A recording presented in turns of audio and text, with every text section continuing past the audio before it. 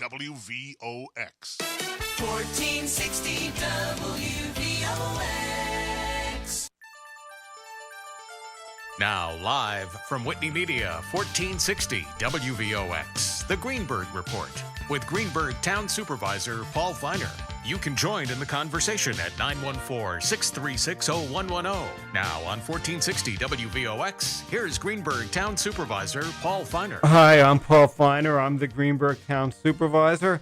And today we have a really interesting program. We have two student interns who are working for the town of Greenberg. Felicia Barber, who is a fantastic artist and does graphic work for the town. Hi, Felicia. Great. Hi, Paul. And that's great. And we also have Riley Wensler. Hello, Riley. Hi, Paul. And Riley and Felicia are, by the way, this is not a secret. They're engaged, and they met in school, and they basically they've had some physical challenges which they're overcoming. And Riley is a genius. What's your grade point average? I have both a master's and a bachelor's degree, so when I studied political science, my average was 3.83, and then when I finished my graduate program, my average was 3.94. And we have Judith Beville, who's a town clerk, and Judith oversees our internship program. And Judith, maybe you could start by just telling us a little bit about the internship. Thank you, Paul. Thank you for having me here as one of your guests. I'd love to talk about the internship program. It's one of my passions.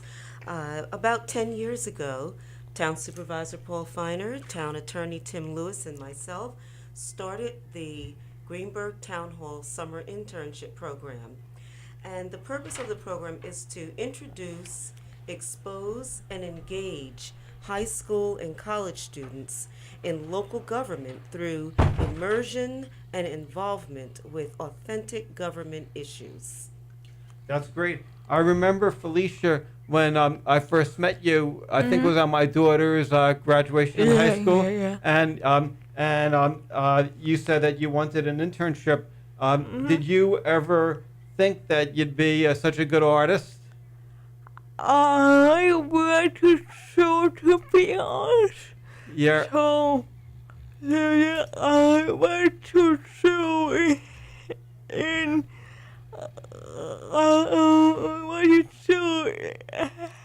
at Beville University of Pennsylvania. Great. They have a huge art forum there. Great. So, And Riley, where did you meet Felicia? I also went to Edinburgh University of Pennsylvania, and at the time I met Felicia, I was in my junior year of my political science program, and she was in her freshman year of her graphic design program. And could you tell us a little bit about the college?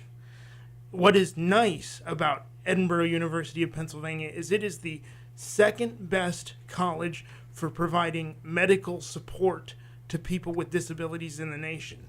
Like, we both have the same disability, cerebral palsy, and as part of that, we need various help. Now, I'm not going to speak for Felicia, but I need help shaving and clipping my fingernails, etc., etc. Washing my hair, because if I do it myself, you could oil your car with it. And so therefore, I needed this kind of support, and I wouldn't have gotten this kind of support had I not gone to Edinburgh, unless I went all the way out to Berkeley, California, and paid an astronomical tuition. And it's like, no, I think I'm going to stay in-state. Thank you very much. One of the other thoughts that I had was both of you are always contented, and you're always upbeat and optimistic, and you're both like super hard workers, very determined, you're very bright. And I'm wondering, when I see other students, a lot of people sometimes are cranky, they don't have that upbeat attitude that both of you have. Have you always been upbeat, and do you appreciate life differently? Is that why you're both such good workers? It has a lot to do with that. It goes back to something my father said to me when I was very young, because at a young age I was frustrated with my physical limitations and my disability, not being able to pick stuff up, not being able to throw things. And my father said to me, you know, Rye, you're never going to be the strongest person in the room. That's just the cards you were dealt. But you know what you can be? The smartest person in the room. So you just have to work extra hard to be the smartest person in the room, because in the end, that'll get you farther than being the strongest, physically strongest person in the room anyway. And he was right. You know, I never thought I'd actually admit that in public, but my father was actually right about something.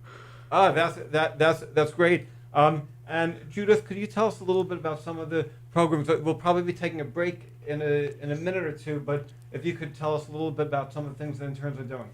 Absolutely, Paul. You know, I'd like to begin by saying that we started out with approximately 5 students 10 years ago, and this year and last year we had over 30 high school and college students, and the majority of the students come from the town of Greenburgh, graduated from high schools in the town of Greenburgh, and attend college all around the country. This year, we have really gotten into projects that that reflect Paul's journey from where he was as a high school and college student to where he is now. The projects have been designed to teach students about community activism and just to learn all of the various nuances of politics, engagement, negotiation, working things out, and striving for a win-win outcome. So this year, the students worked on a project for the past 6 weeks on developing a public relations campaign to address potholes in the state roads in the town of Greenburgh. And it has been an awesome challenge because they have had to learn who to go to in town hall, the various department heads who could help provide information on this topic. They have spent a lot of time talking with Paul, gaining knowledge about the history of the town's efforts to address the potholes, and then just learning how to reach out to our state representatives. We have to take a break, and then we're gonna come back to talk that. Okay. a little bit more about our internship program with Riley Wensler, who's a genius intern, Felicia Barber, who's an outstanding artist, graphic artist working for the town, and Judith Beville. And they're doing such a great job in the town. We're not going to let them leave at the end of the summer. We told them they have to continue. So I'm Paul Feiner, Greenburgh Town Supervisor. Now back to the Greenberg Report on 1460 WVOX. Once again, here's Greenberg Town Supervisor Paul Feiner. Hi, I'm Paul Feiner, Greenburgh Town Supervisor. And with me today is Felicia Barber, a graphic artist. Riley Wensler, who is also helping the town with research, doing a lot of research. And we have Judith Beville, who is overseeing our student intern program. And could you tell us a little bit about, again, the effort, Judith, to get the state to repave the roads? Yes. So, Paul, during the journey this summer, as the students were learning about the potholes and how the state's involvement in addressing these issues, they sent letters and reached out to Assemblyman Tom Abenanti and State Senator Andrea Stewart-Cousins, invited them both to come and be guest speakers to talk about the state's involvement and relationship and responsibility with respect to state roads. So they've really been learning a lot about local government and state government. This has been a very, very rich experience for them this year. And we're going to be meeting next week with who? We're going to be meeting next week with Senator Andrea Stewart-Cousins and representatives from the Department of Transportation, who will also be representing the governor's office on this issue. That's great. And Felicia, you've designed some posters. Yes. And was it tough to come up with the design? It was a little bit tough, but I have had a lot harder. I've had a lot of hard suffers to put to pushes on. Okay, So great. And Riley, in terms of what you've learned about this experience, do you have any words of wisdom? So, as I was working on the petition, the online petition for part of this same campaign, there was some difficulties because, like, being not from this area, I didn't know any of these places. And if this is going to sound silly, but always be observant where you're going, because geography really is important, even if it is the subject that puts you to sleep in school. It's important because if you don't know where this stuff is and what state all this stuff is in, if you don't know the lay of the land, you won't know what you're talking about. Right. Period. In terms of the petition, could you tell us about your online petition? So the online petition is directed at getting Governor Andrew Cuomo, State Senator Andrea Stewart-Cousins, and Assemblyman Tom Almananti to put pressure to get these state roads paved. There are 25 miles of state roads that run through the town of Greenburgh, and they are all full of potholes all the way up and down these roads, and the condition is terrible. You know, there's people's shock absorbers in their cars are having to get replaced over and over again. Tires are getting replaced over and over again. This is a safety hazard. And so when I wrote this petition, I really stressed the safety issue, because this is what this is. This is not just cosmetics. If the roads, potholes are not mended, we're going to have all kinds of accidents. And what I found really interesting about your online petition, which is sort of unique, are the comments. Have you been reading them? Yes, you know, there are some people who say, I know exactly what the astronauts felt on the Apollo 11 mission on the moon. And there are others that say, do you realize that our infrastructure in Greenburgh is now starting to resemble that of a third world country? We need this done now.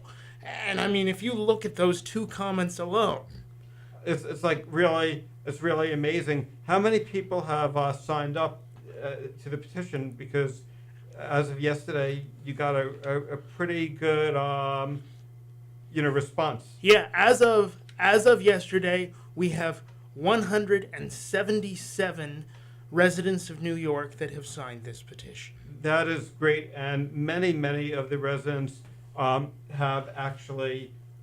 They've traveled these roads, and they're like, I travel Sawmill River Road every single day, or I travel Central Avenue every single day, and I've always tried to get people to do something, and they never do. We need this done. Could you tell us about the petition? How did you, actually, as of right now, there's 184 people who signed.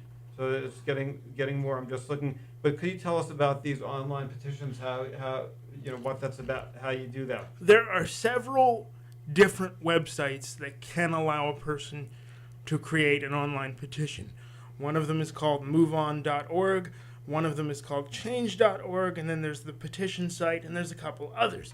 But they basically have the same 4-step process, where first you write your title, and then you write the wording of the body of your petition, and then you write your conclusion to your petition, and then you have a picture at the top or bottom of the petition. Right, and the petition, the illustration called Hunk, that was your idea, Felicia? Mm-hmm. And how did you come up with that idea? I went the idea because a lot of people hard to if you're doing too sorry on the road. Right. Yeah, I love the idea where it says hunk, because you want people to really Yes. recognize that the roads are Yes. really bad. And what's interesting, and I think the illustration, helped, is I've done a lot of these online petitions, and I practically never see a lot of comments. And there's a tremendous number of comments. Like I see Elizabeth B. I have had to replace tires damaged by hitting potholes. Linda M. I travel the road often. It's narrow and windy in parts. Another person, Sawmill River Road in Norsley is in horrible shape and overdue for paving. Pop tires from Juliana. I could go on and on. So people are engaged, they're involved, they feel that they're partnering with government in the decision-making process. And I think one of the reasons why New York State is responsive and why they are showing up is because they're looking at the petition and the illustrations that you've done, and they realize that it hit a nerve, and you're making a big impact. After this, we're going to be talking about other initiatives that the student interns are doing. It's not only Riley and Felicia, but we have over 30 others. And Judith will tell us some of the other aspects of the Greenberg Student Internship Program. I'm Paul Feiner, Greenberg Supervisor. 1460 WVOX. Now back to the Greenberg Report on 1460 WVOX. Once again, here's Greenberg Town Supervisor Paul Feiner. Hi, I'm Paul Feiner. I'm the Greenberg Town Supervisor, and we're joined today by interns Felicia Barber and Riley Wensler and Town Clerk Judith Beville, and they're talking about our Greenberg internship program. Judith, what other initiatives have the interns been doing? Well, Paul, a major emphasis of our program, as you know, is on leadership, teamwork, and public speaking. So around those three main principles, we have been organizing activities to engage the students in building skills in these three main areas. Also, our town attorney, Tim Lewis, the interns in his office are engaged in learning about what the legal department for the town is doing. He has taken them on field trips to various places where that involves the town's legal department. He's taken them on trips to the courts and has really immersed them into the various aspects of the legal department. We have brought on guest speakers. We try to bring on at least one guest speaker each week. Hugh McCauley, who is a resident of our town, Hartsdale, is a veteran, chairperson of our Veterans Committee, and has also spent over 30 years in management. He volunteered his time 6 Tuesdays, an hour and a half each week, working with the interns on building confidence around public speaking, and he has taken them through just a series of activities and exercises on public speaking. They have really enjoyed Hugh. Another guest speaker is Elaine Rogers from Toastmasters International, Diane Torstrup, who is also a resident here in our town, from the organization Westchester for Change, and she and several representatives from Westchester for Change presented to students the various techniques of, again, community involvement with an emphasis on engaging residents in voter education. My sister Lynn Beville, who is a retired school social worker, talked to the students about presentation skills and, again, building confidence around that particular area of preparing for the real world of work. Sarah Bracy White, our Director of Arts and Culture for the town of Greenberg, shared her journey of inspiration and motivation. It was an awesome presentation to the students. And just yesterday, we had Biff Henderson, who spent over 30 years in television industry as a special assistant to David Letterman. Yeah, he was the sidekick. He was in. And he told us some interesting stories about himself. Yes, he How did. Do you remember how he got the job? He said that he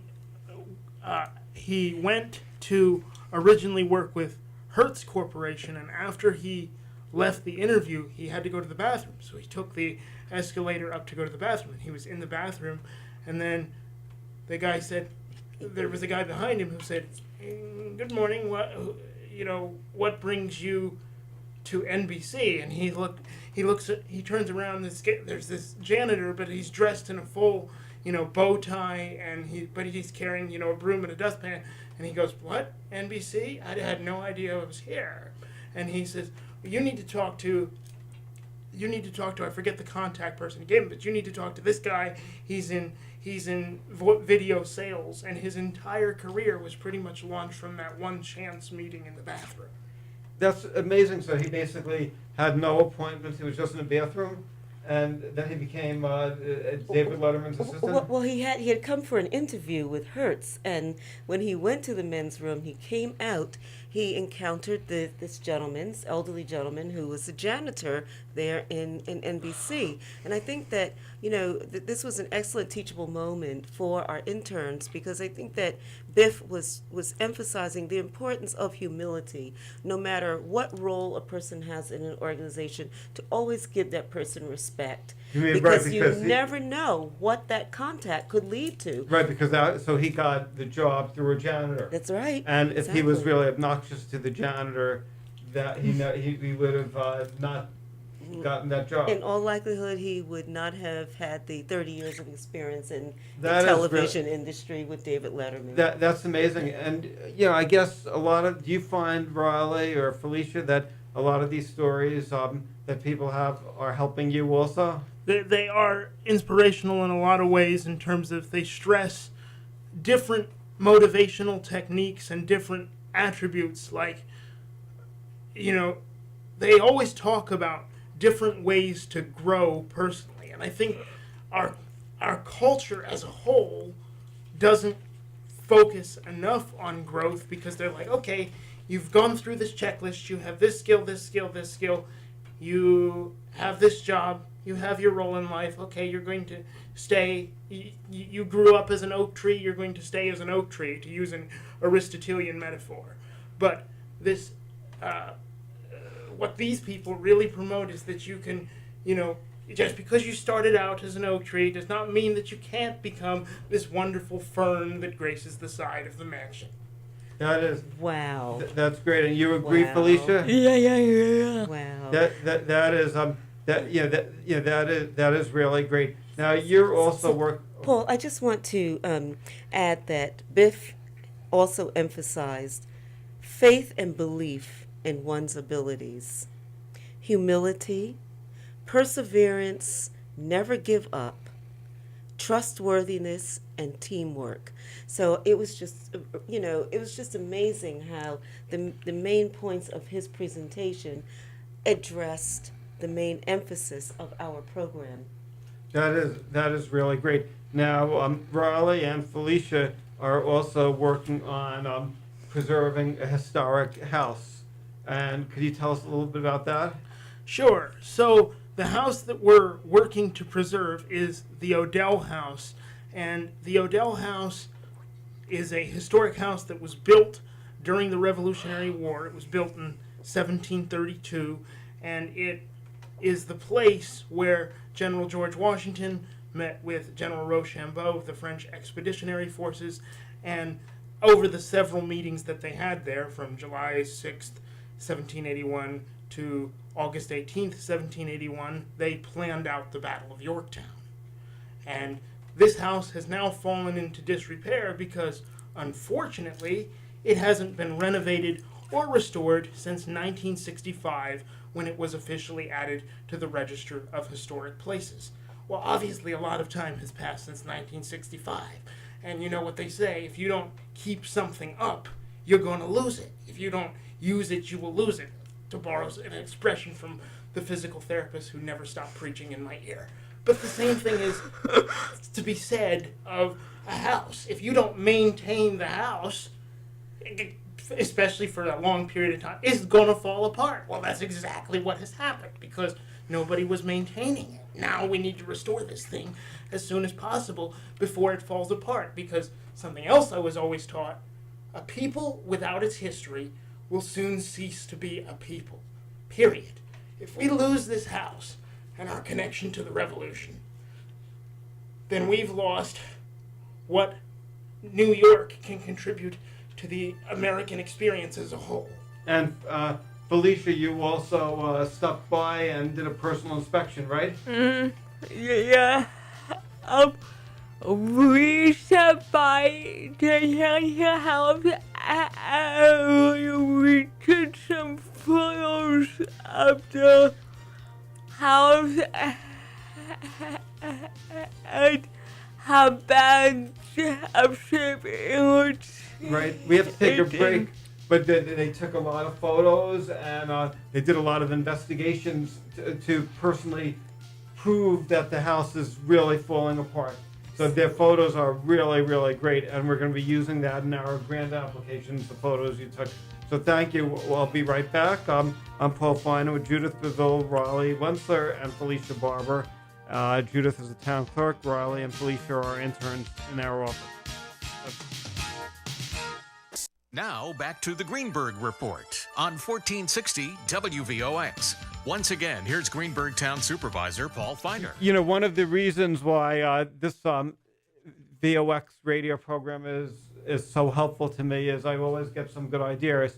And after I was listening to Riley, Felicia speak about the internship program and about history, I said, gosh, you know, Riley has a command of history. I mean, he's like a photographic memory. I mean, now I understand why you had a 3.9 average because it's great. So I asked Riley and Felicia if as part of their continuing internship experience, they could do historical tidbits about the town of Greenberg. And every week or so, we would post something on the town website with an interesting historical fact. For example, Judith, we have one of the largest and oldest African American, middle class African American communities in Greenberg. Wasn't this area at one point really society for the African American community in the 1950s and 60s? Absolutely, Paul. Town of Greenberg has a very rich African American history, and during the time period that you just referenced, there were well-known celebrities who lived in the town of Greenberg: Cab Calloway, Moms Mabley, Hazel Scott, Gordon Parks, Vernon Jordan. Who did you just mention? Kenneth Clerk, who did the study with the dolls. He was an educator and a writer and historian. And you know what I'm thinking is what Riley and Felicia could do is like every week they could do like a memo to the community reminding people of the historical significance of the town, because even Mark Zuckerberg lived in Greenberg. You have had a lot of major players, and I think that this could be very interesting and informative because it will help create some identity and make people feel good about living in the town. We could also at some point, if you get enough information, we could have a wall of honor, famous people who lived in the town, and you could be working on that. So I'm really excited about this, and now I'll have to write letters to everybody not to hire you because I'm afraid that you're going to leave. But I think that's great. One of the things about an internship program is, we think it's a really great program, but you may have recommendations how we can make it better. And I'm wondering if you could tell us what your thoughts are. And if it's too tough, then we'll just edit it. No, I was going to say we're going to take it off the air. No, that's a joke. No, we're open to honesty. Well, one of the things, with our central value of the internship being teamwork, a good team only functions to its most effective if it's well organized. And one of the things that is, a lot of us are working on the same projects, which is great, but at the moment, we haven't had time to link up and meet with one another. So I'm doing sometimes some work that somebody else on the team has already done, and I don't know they've already done it. Right, so we have to tighten up that. That's a good point. Yeah. Excellent. And there was another excellent recommendation, Riley, that you shared with regards to teamwork between high school and college students. We'll see. Share that. Another goal that we want to accomplish here at this internship is to have college kids like Felicia and myself mentor the high school interns. And this goal can be more reached more effectively if they're paired off. There are high school interns who want to go into law, so they should follow the college interns that are in the legal department.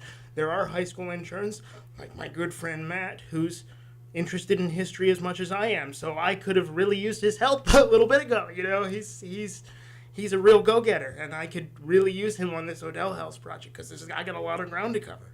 Well, the fact that you and Felicia are going to be around a little bit longer, we can create that opportunity for Matt to work with you because the high school students will be here until August 16th. Excellent suggestion.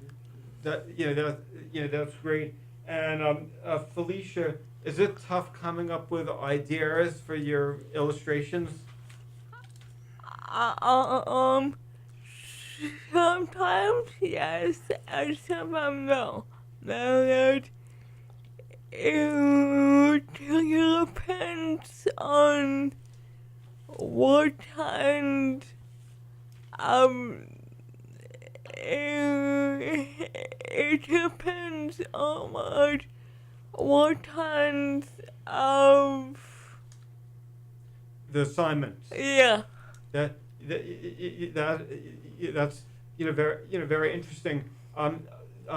Riley, do you recommend internships for other students? How does it benefit young people to be an intern? Yesterday, wasn't this week National Intern Week? Yes, Yeah. it was, yes. It really does benefit young people tremendously because if you're not necessarily a good public speaker, it can help you with your public speaking. If you are a good public speaker, well, then it can still help you in terms of how to better gather data and how to understand what forms of data are actually reliable versus what is not reliable, because that kind of stuff isn't covered in most school curricula. They throw a lot of data at you. How many times does your teacher in high school or your college professor say, this is where we got the data from? Like, never. Absolutely, they don't.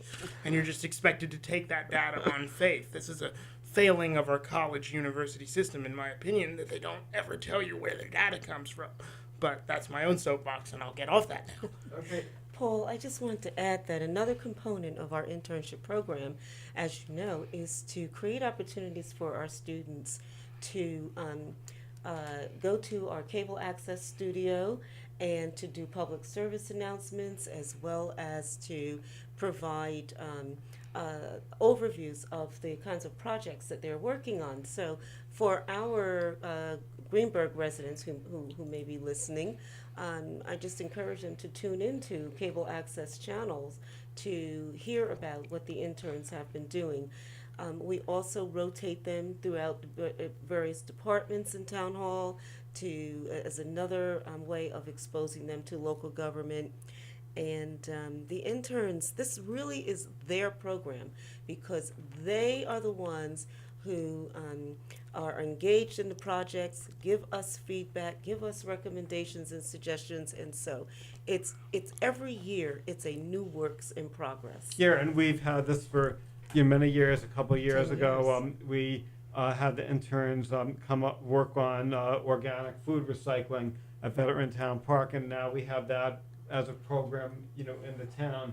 1 year, there was a woman who fell off a bicycle, became a quadriplegic, and I organized a bike trip from Hartsdale to Washington, D.C., and we met with Senator Hillary Clinton, and the student interns were involved in organizing, that effort. I've had student interns, we've had student interns organize self-defense programs for college, students. There's a lot of different programs and initiatives, and every year is different. And we always try encouraging young people to get a taste of government. I wanted to ask Felicia or Riley one other question. Could you see yourself ever running for office? I've given that a lot of thought, and really, I would like to run for office someday. Probably not. Against me? In the executive branch, because that's not where policy's made. And I'm the kind of guy who likes to, talking is all well and good, but if you don't have a plan as to what you're doing, you can get up there and say, I think we should do this. But if all the members of the House or State Assembly or whatever are saying, actually, we're going to do X, doesn't matter what you're telling the people, because the other people in government are doing something else. And Felicia, do you think of running for office? I don't think I will, but You support Riley? yeah, I would do some. I will. You want to help out? Yeah.